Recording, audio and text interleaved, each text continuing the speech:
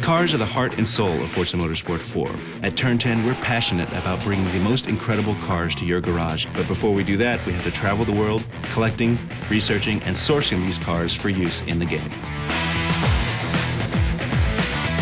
The process starts with design announcing a car. From there, I go to clubs, look for sale ads or dealerships. And sometimes there's people I've already met, but at the end of the day, these guys are car guys. They're open to it, and they enjoy sharing their car. And for Forza 4, that car is their car. It's going to be in there forever, and it's something you can't take away from that car owner. And those car owners, I think, really enjoy that. That'd be like the highlight of my life. Some of my MMA fans driving my car from Forza. If it makes it, I'd be happy. If not, it'd be like, okay, next time I try. Each method of acquiring reference for a car has different advantages and disadvantages. Scanning is nice because we know it's correct. We know the shape is accurate. The manufacturer that we have to approve it with knows the shape is accurate. When we scan a car, we're getting data on the inside and the outside of the car that's accurate to 12 thousandths of an inch of every surface that we capture.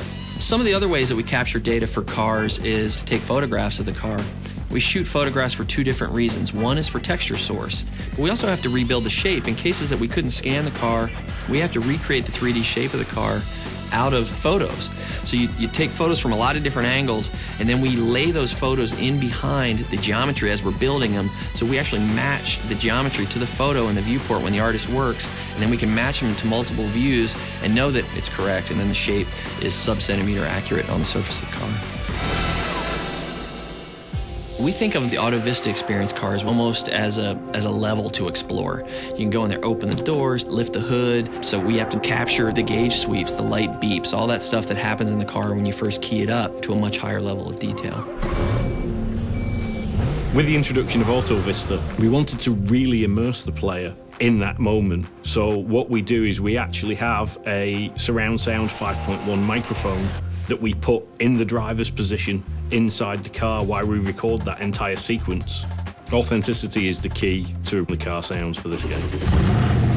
If you just sit there and rev a car in neutral, the engine, it sounds okay, but it doesn't sound like it does when it's under load, when it's being stressed. So we actually strap a car to a dynamometer, which is a way to measure horsepower, but what it does is it simulates in a static environment the engine being under load. So we run the car through the gears and we get a very accurate sound that way.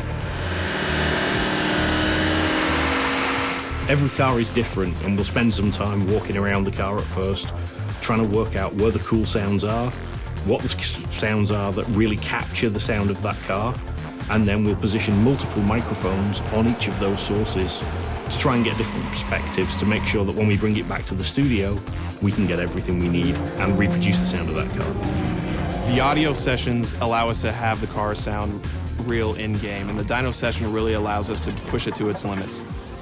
Carsourcing is crucial for every car in the game.